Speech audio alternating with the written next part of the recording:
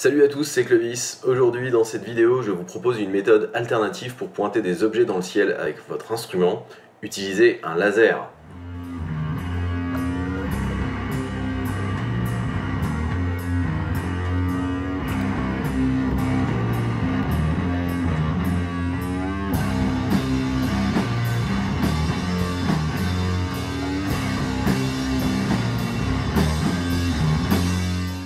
Donc pour observer un objet avec un instrument d'optique, il faut aligner l'axe optique de notre instrument avec cet objet. C'est assez simple avec une paire de jumelles car on a une approche de face de l'objet à observer. De plus, le champ d'une paire de jumelles est en général assez grand, ce qui permet de corriger d'instinct le pointage. Là où ça se complique, c'est lorsque vous réduisez le champ de votre instrument, ou plus grossièrement que vous augmentez le grossissement. À partir de là, on va avoir besoin d'une monture pour stabiliser l'instrument, car le moindre tremblement va rendre l'image totalement floue et inobservable. À partir de cette base, il faut avoir un moyen fiable et rapide d'aligner l'instrument avec sa cible. À ça, vous devez ajouter le fait que les télescopes et les lunettes produisent une image renversée à 180 degrés, et vous pouvez avoir d'autres renversements en fonction de votre sens d'observation par rapport au tube, ou si vous utilisez un renvoi coudé. Bref, de quoi être complètement paumé, surtout si on est débutant. La méthode d'alignement que l'on retrouve le plus souvent sur les instruments amateurs, c'est d'utiliser ce qu'on appelle un chercheur. C'est ni plus ni moins qu'une petite lunette, solidaire avec l'instrument, avec un réticule de visée à l'intérieur. L'idée derrière ce système, c'est d'avoir un champ plus large, afin de pouvoir se repérer avec d'autres étoiles par exemple, afin de centrer la cible précisément grâce au réticule. Ensuite, on peut passer sur l'instrument d'observation à proprement parler, et si le chercheur est correctement réglé, vous avez votre cible en plein milieu de votre champ. Ce que je reproche à cette méthode, c'est son manque d'aspect pratique. Vous devez vous contorsionner pour mettre l'œil sur le chercheur, et si vous n'avez pas de système motorisé pour votre monture, vous devez en plus accéder aux manettes pour manipuler la monture.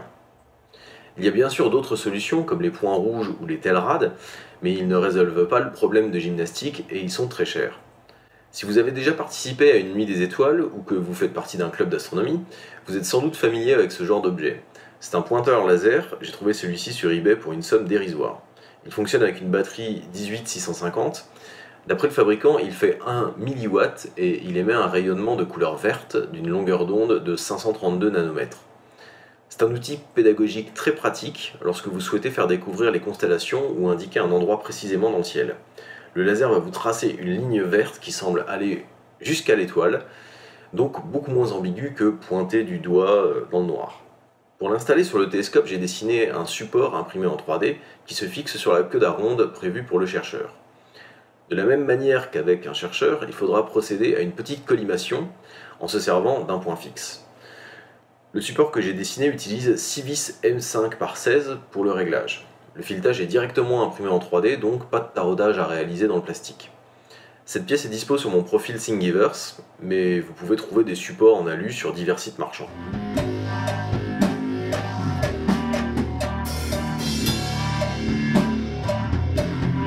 Une fois la collimation réalisée, vous pouvez pointer directement un objet en vous fiant au trait vert. Si vous avez une raquette ou un joystick avec laquelle vous pouvez inverser les commandes des axes, vous pouvez utiliser le laser de manière instinctive.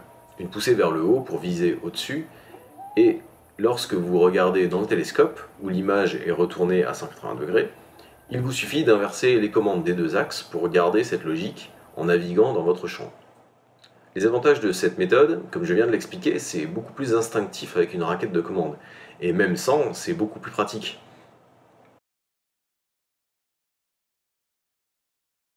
C'est également plus pédagogique. Si quelqu'un vous demande où se situe dans le ciel ce qu'on est en train d'observer, vous n'avez qu'à appuyer sur un bouton et le laser va vous tracer exactement le chemin optique de ce que vous êtes en train d'observer. C'est aussi beaucoup moins lourd qu'un chercheur, ce qui peut ne faire que du bien à votre monture. Et c'est également très fiable pour se repérer avec un plan. Lorsque vous voulez observer des objets du ciel profond par exemple, on est souvent amené à se repérer avec des étoiles proches. Par exemple, pour observer la nébuleuse de la Lyre, M57, il faut se repérer avec les deux étoiles qui forment le bas du parallélogramme et viser approximativement à 2/5 de la distance entre Chéliac et Sulafate. Je prends cet exemple parce que la nébuleuse de la Lyre, c'est quelque chose d'assez compliqué à regarder directement au chercheur. C'est faisable avec un chercheur, mais c'est beaucoup plus simple avec le laser.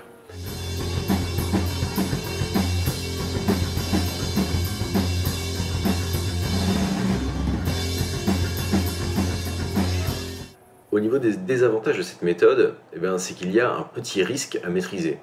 L'utilisation d'un laser à partir d'une certaine puissance comporte des risques. Tout d'abord, le rayon lumineux est très fin et très puissant.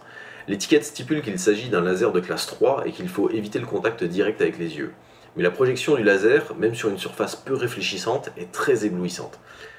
Par sécurité, ne pointez pas autre chose que le ciel avec cet appareil ou des objets très lointains dont vous êtes sûr qu'ils sont inhabités. Ça vaut aussi pour les animaux.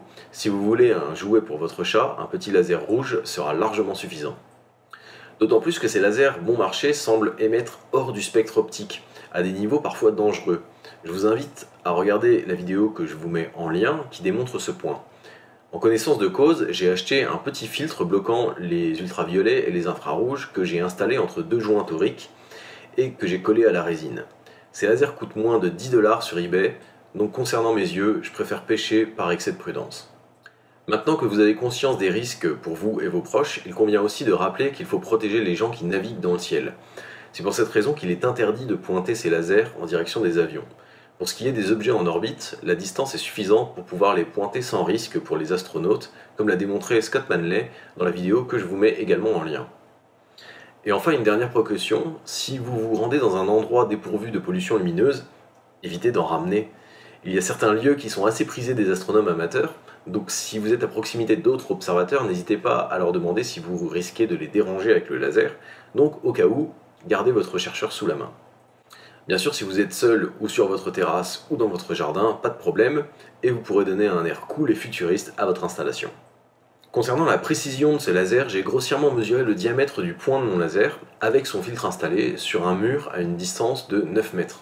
Ce spot faisait environ 1 cm, un peu de trigonométrie et j'obtiens un faisceau lumineux de 3,82 minutes d'arc.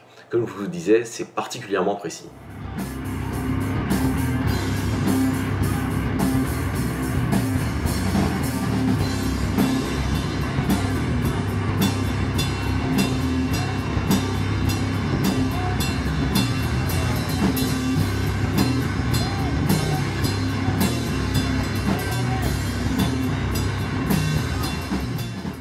Merci à vous d'avoir visionné cette vidéo. Si ça vous a plu, si ça vous a pas plu, si vous avez des questions, si vous avez des remarques, ça se passe là en dessous.